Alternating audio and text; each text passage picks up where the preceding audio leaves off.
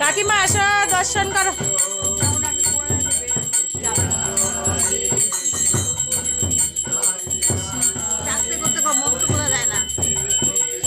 আস্তে আস্তে শুনে নাই।